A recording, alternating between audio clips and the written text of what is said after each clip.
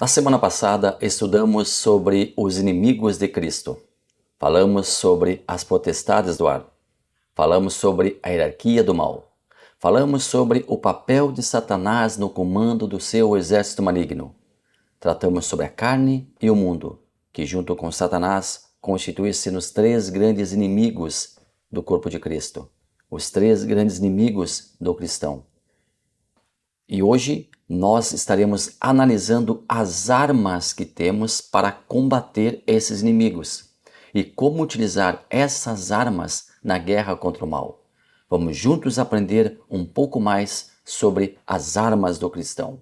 Graça e paz, seja muito bem-vindo, seja muito bem-vinda. Você está no canal Ensino e Palestra. Meu nome é Alex Paulo e o objetivo aqui do nosso canal é transmitir o conhecimento sistemático da Palavra de Deus. Nós aqui no canal Ensino e Palestra trabalhamos com a nossa revista Lições Bíblicas Classe Adulto e nesse segundo trimestre, nesta publicação da Casa Publicadora das Assembleias de Deus, a nossa CPAD, nós estamos trabalhando com um tema fantástico, a carreira que nos está proposta, o caminho da salvação, santidade e perseverança para chegar ao céu. O comentarista do trimestre é o pastor Osiel Gomes e ele está nos brindando com 13 fantásticas lições. E hoje nós estamos chegando praticamente à segunda metade do trimestre. Nós estamos hoje na lição número 6 e continuamos falando aqui sobre batalha espiritual. Vamos juntos? Vamos juntos então? Você está no canal Ensino e Palestra.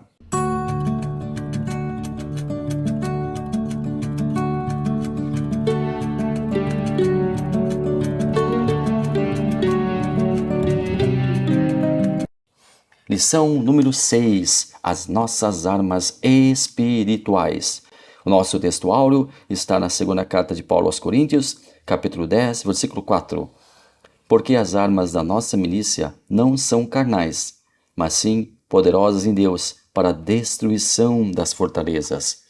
A nossa verdade prática, o tema do nosso trabalho, a nossa verdade prática, que é o resumo da lição de hoje, diz assim: diante da batalha espiritual, temos poderosas armas espirituais à nossa disposição: a palavra de Deus, a oração e o jejum. A nossa leitura bíblica em classe concentra-se no livro de Lucas, Evangelho de Jesus Cristo, segundo escreveu o Dr. Lucas, lá no capítulo 4. A primeira porção fica entre os versículos 1 e 4 e a segunda entre os versículos 16 e 20. A primeira porção diz assim, e eu vou ler aqui porque nós vamos trabalhar com esta porção bíblica da lição de hoje. E Jesus, cheio do Espírito Santo, voltou do Jordão e foi levado pelo Espírito ao deserto.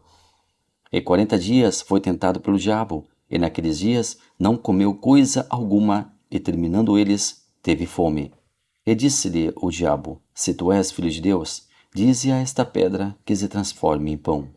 E Jesus lhe respondeu, dizendo: escrito está, que nem só de pão viverá o homem, mas de toda a palavra de Deus.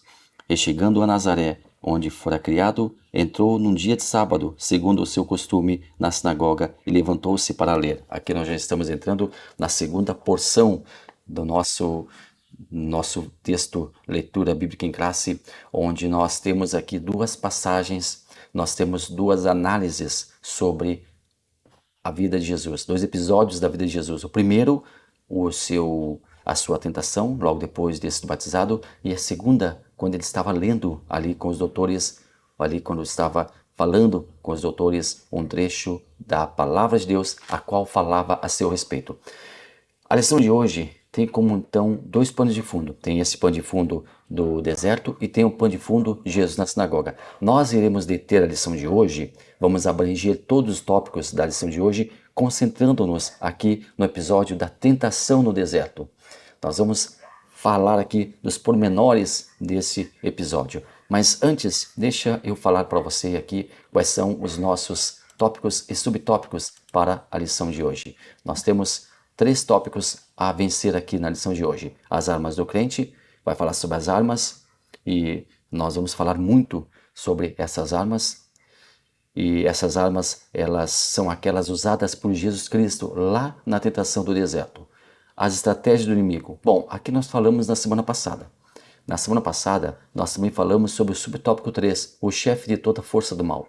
Nós falamos sobre Satanás, nós falamos sobre a hierarquia do mal, Nós falamos sobre as potestades, nós falamos sobre os anjos caídos, nós falamos sobre Lúcifer caído, que depois transforma em Satanás. Então, esse primeiro tópico, a primeira parte, nós vamos falar hoje, mas as duas últimas partes aqui, nós já trabalhamos na lição passada. Se você quiser, vou deixar o vídeo no final deste vídeo, vai ficar o link para o vídeo anterior, para que você possa, assim, e ali combater, né, o inimigo conhecendo as suas estratégias, ponto analisado na lição anterior.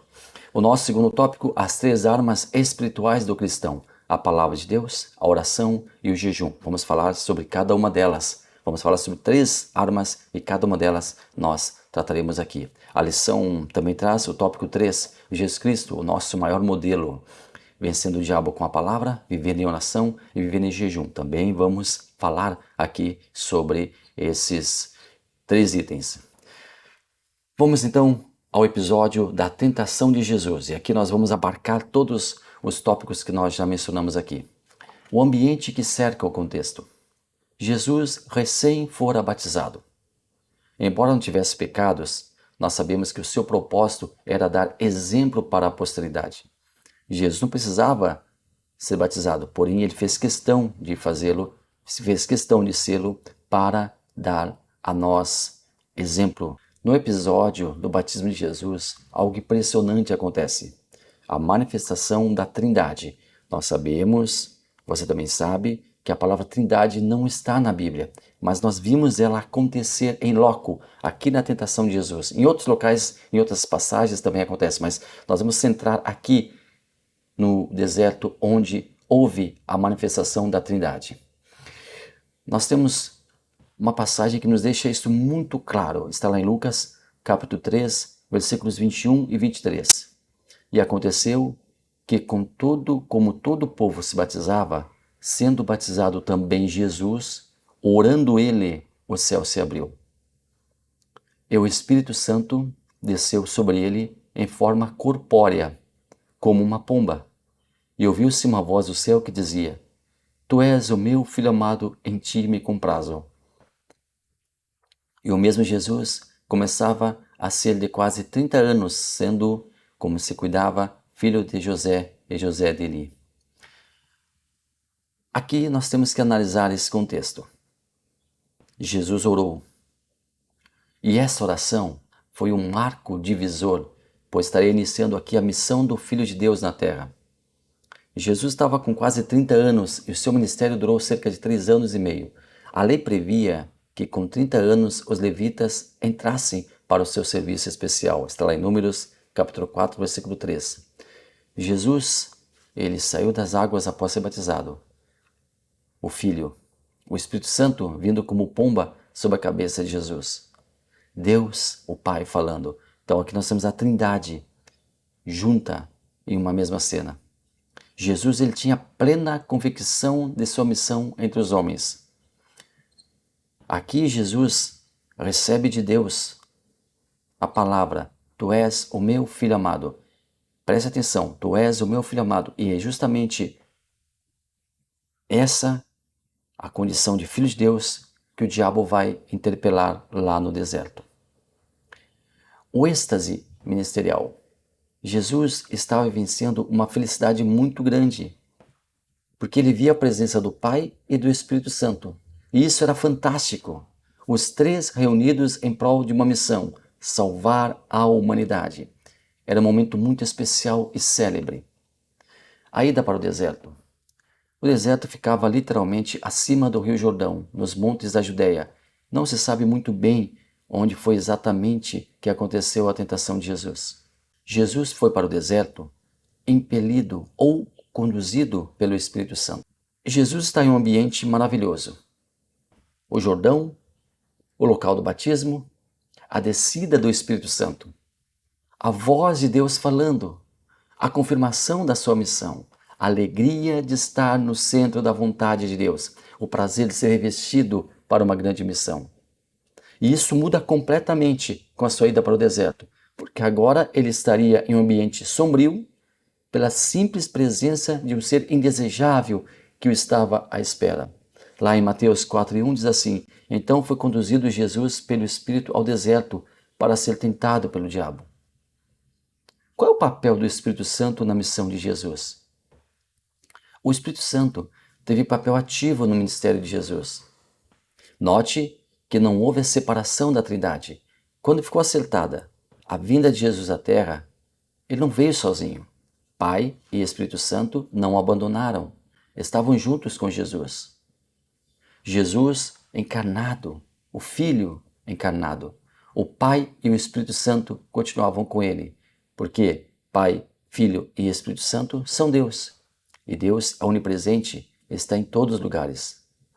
O Espírito Santo esteve com Jesus desde o seu nascimento e o acompanhou por toda a sua jornada terrena. Mas eu acho interessante como Lucas menciona sobre a ida de Jesus para o deserto.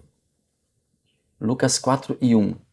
E Jesus, cheio do Espírito Santo, voltou do Jordão e foi levado pelo Espírito ao deserto. E deixa eu fazer uma aplicação pessoal aqui. Muitas vezes nós estamos no ápice do nosso ministério. Está tudo dando certo. Deus tem abençoado, Deus maravilhoso nos abençoa de uma forma extraordinária. Está tudo bem, a família está bem, todos com saúde, um bom emprego, carro, uma boa casa, uma boa condição de vida, uma excelente qualidade de vida, o ministério profícuo. Mas daqui a pouquinho vem o deserto. Daqui a pouquinho vem a tentação. Daqui a pouquinho vem a provação. Daqui a pouquinho vem os problemas. Mas em meio aos problemas, se nós estivermos revestidos e cheios do Espírito Santo, nós vamos atravessar cada um deles. O propósito da ida ao deserto. Sobre a ida ao deserto, nós aqui temos duas versões. Eu gosto sempre de colocar as versões teológicas. Eu gosto de compartilhar com você as várias interpretações teológicas de alguns fatos, porque isso nos ajuda a entender melhor, isso nos ajuda a conhecer melhor as várias vertentes. É claro que nós abraçamos uma versão, é claro que nós abraçamos uma teologia, mas é importante que nós saibamos quais são as demais. Bom, alguns teólogos entendem que Jesus não foi lá para o deserto para encontrar-se com o diabo, para ser tentado por ele. Jesus teria ido lá para ficar a sós com o Pai e, lógico, claro, com o Espírito Santo, para meditar na sua missão, orar e partilhar daquela comunhão maravilhosa. Outros entendem que Jesus foi realmente ao encontro da tentação. Não que quisesse qualquer confirmação da sua obra, mas para experimentar o que os seres humanos passavam e como estavam seres humanos à deriva das tentações do grande inimigo. É importante pontuar aqui que Jesus, como ser humano, poderia ter caído. Ele esteve ali como homem, exatamente, como homem. Caso contrário, sua tentação teria sido uma farsa. Jesus experimentou a tentação, porém não cedeu a ela, como está muito bem escrita na carta aos Hebreus, lá no capítulo 4, versículo 15. Porque não temos um sumo sacerdote que não possa compadecer-se das nossas fraquezas, porém um que, como nós, em tudo foi tentado, mas sem pecado. Qual o cenário? E é interessante nós analisarmos o cenário dessa passagem. Jesus está conversando com alguém. O interlocutor é o seu adversário, é alguém conhecido. Ambos não se conheceram aqui na terra, eles estiveram juntos no mesmo lugar, no mesmo ambiente puro e celestial. O Filho de Deus estava acostumado a ver o anjo de luz, Lúcifer, trabalhando no louvor, pois essa era a sua função. O Filho de Deus testemunhou a queda desse anjo de luz, que viria a ser conhecido como Satanás. Lá em Lucas 10:18, ele disse-lhes: Eu vi Satanás como um raio cair do céu. Agora ambos se encontram novamente, em lados opostos. Jesus estava frente a frente com o ser caído, expulso da presença de Deus. Um ser obstinado, com uma missão pessoal e perversa, impedir que Jesus completasse a sua obra em favor da humanidade. O contexto do evento da tentação de Jesus. A Bíblia não declara o local exato da tentação de Jesus.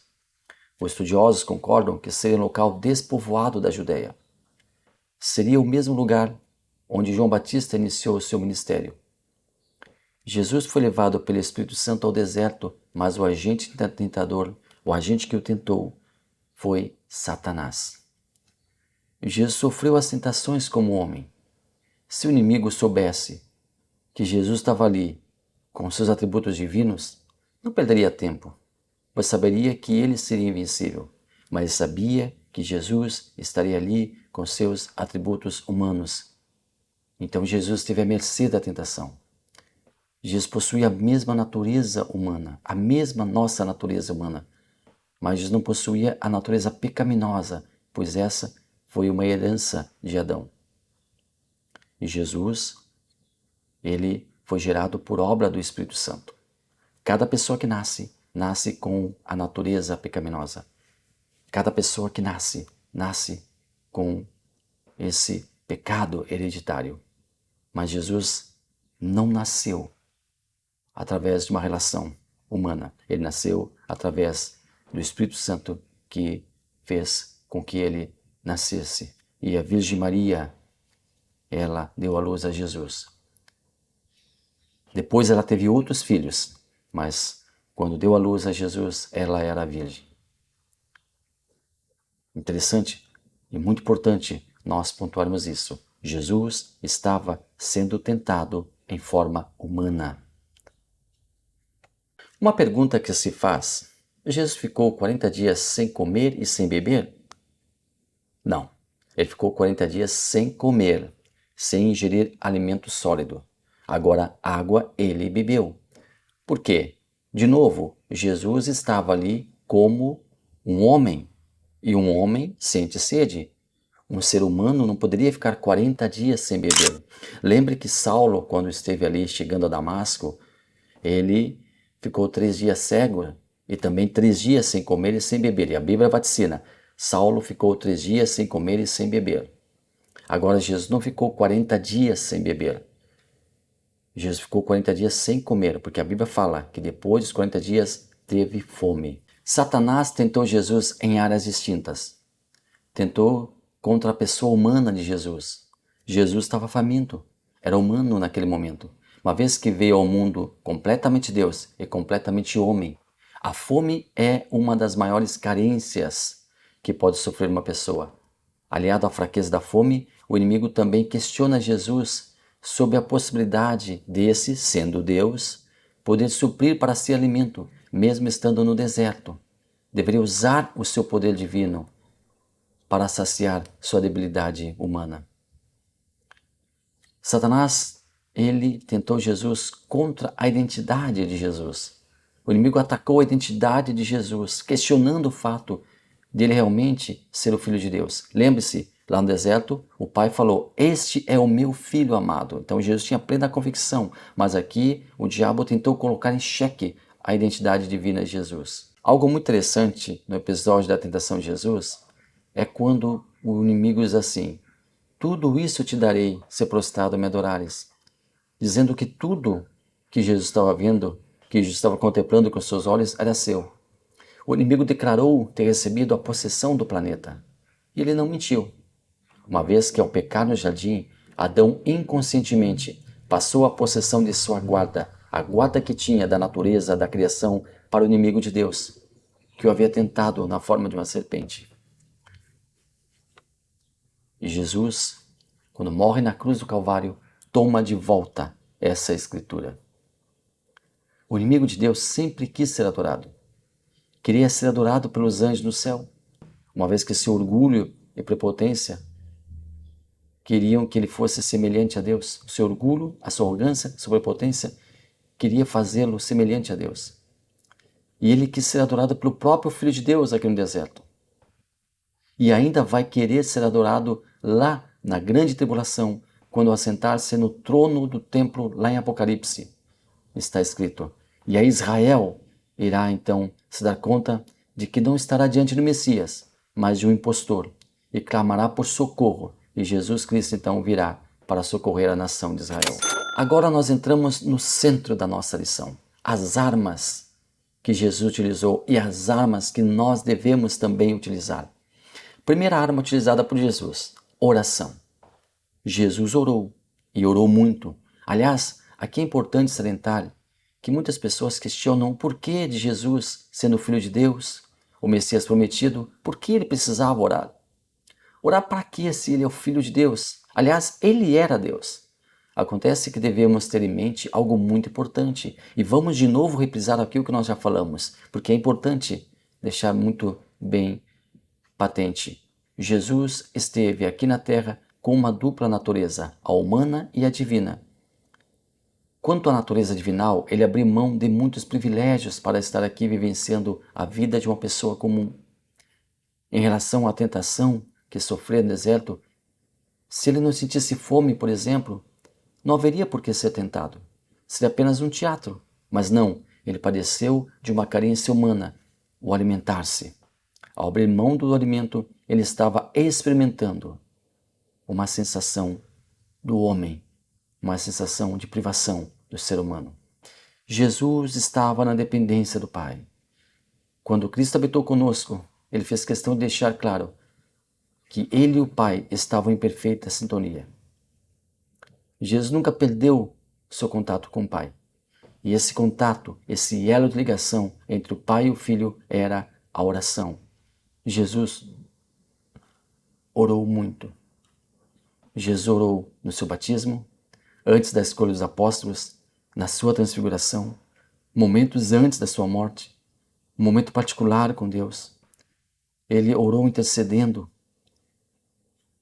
Jesus criou a oração modelo, que está em Mateus capítulo 6, versículo 9.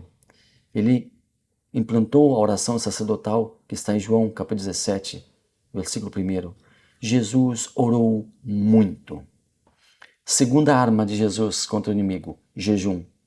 O jejum é a ausência de alimento, é a abstinência de alimentar-se. O jejum ele é requerido por indicação médica em casos em que o organismo precisa ser purificado e resguardado. Antes, por exemplo, de alguns exames, é imposto ao paciente algumas horas de jejum. E esse período em que a pessoa não ingere alimento é imprescindível na execução de muitos exames. O jejum muitas vezes é prescrito para desintoxicar o organismo, para sua purificação, uma verdadeira renovação física interior. Agora, o âmbito espiritual.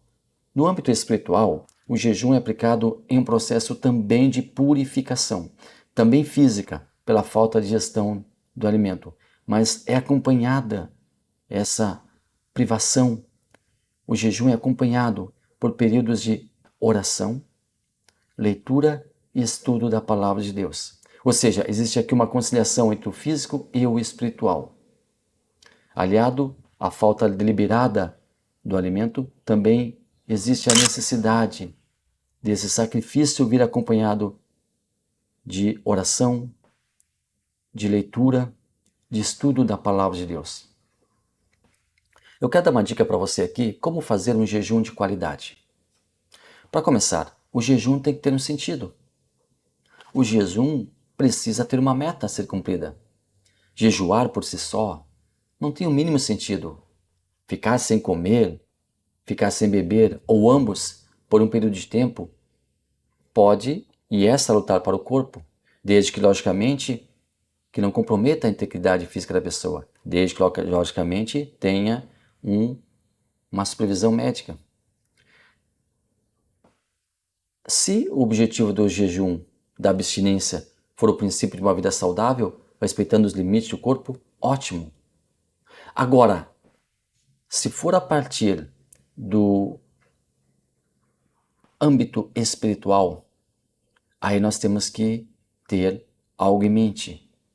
Porque para fazer uma consagração integral, conjugando corpo, alma e espírito, nós temos que observar algumas diretrizes. Primeira, exerça o jejum de forma que não haja comprometimento com sua saúde. Segunda, não avance além de seus limites físicos. Algumas pessoas conseguem jejuar por 12 horas. E até mesmo algumas, são exceções, claro, chegam a jejuar 24 horas, mas são exceções, são casos isolados. Terceira, não alimente o corpo, mas não deixe seu espírito sentir fome. O nosso espírito comunica-se com o Espírito Santo conforme está escrito em Romanos, capítulo 8, 16. O mesmo Espírito testifica com o nosso Espírito que somos filhos de Deus. Quarta, a forma que o nosso espírito humano tem de se comunicar com o Espírito de Deus é através da oração. Por isso, quando estiver jejuando, procure orar, conversar com Deus. Quinta, procure administrar o tempo dedicado ao jejum com a leitura da Bíblia. Faça não apenas um devocional, mas procure estudar a fundo as Escrituras, meditar em um texto, buscar a sua real interpretação. Sexta, sua alma é a sede dos sentimentos. Procure, durante o período do jejum, pensar nas coisas do alto, nos planos de Deus para a sua vida. Sétima, se você sente que já alcançou o teto do jejum, o seu limite físico, faça uma oração de entrega da sua consagração e alimente-se. Oitava, após um período de jejum, procure comer comidas mais leves, mais saudáveis, para não dar um tranco, digamos assim, no seu organismo. Nona, cuidado para não espiritualizar o que não deve. Talvez você tenha chegado ao limite de suas forças, mas pensa que o inimigo o está forçando a parar. Na verdade, o seu corpo pode estar emitindo sinais de que está chegando à exaustão. Lembre-se, não se trata de uma prova de resistência, é uma entrega espiritual que tem início e fim. Décima, se o seu desejo de ler já está arrefecendo, se não consegue mais se concentrar na leitura, nem mesmo está conseguindo concatenar as ideias durante o período de oração, é sinal que está na hora de encerrar o seu precioso período de comunhão com Deus. O jejum de hoje está prestes a terminar, mas outros virão e novas experiências com Deus serão experimentadas. Terceira arma de Jesus contra o inimigo: Palavra de Deus. A terceira arma do embate de Jesus contra Satanás foi a Palavra de Deus. A Bíblia é a verdadeira, a santa, a maravilhosa, a gloriosa, a única, a suprema, a inerrante, a infalível. A Bíblia é a bússola. A Bíblia é o norte. A Bíblia é o nosso manual. A Bíblia é suprema, uma vez que nenhum escrito está acima dela. A Bíblia é a última palavra, a palavra de Deus. A Bíblia Sagrada é colocada à prova continuamente. Suas verdades são muitas vezes contestadas, mas até hoje jamais alguém conseguiu provar qualquer erro registrado nas Sagradas Escrituras. A palavra de Deus é soberana, está acima de tudo. Deus tem mostrado o seu poder no governo do universo. Devemos estudar a palavra de Deus.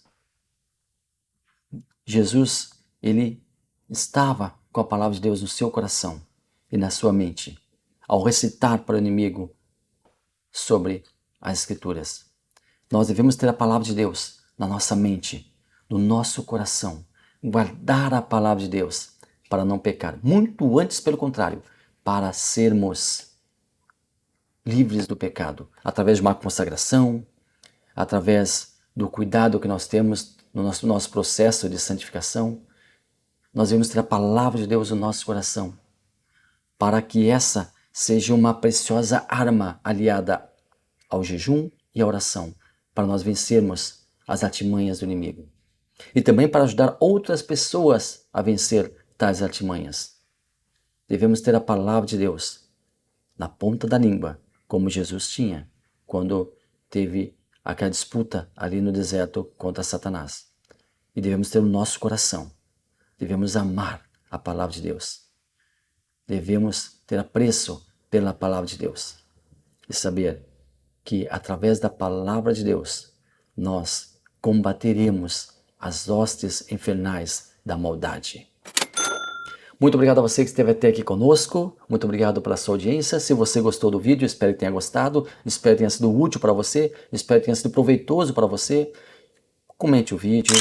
Se você puder passar o link do nosso canal para outras pessoas, puder comentar sobre o nosso canal para outras pessoas, isso é maravilhoso e vai nos ajudar a crescer aqui na plataforma. Você que está conosco toda semana, muito obrigado pela sua audiência. Você que está chegando agora, conhecendo o trabalho, continue conosco. Veja outras playlists que nós temos aqui no canal, sempre tratando de assuntos pertinentes à obra de Deus. Deus abençoe maravilhosamente a sua vida.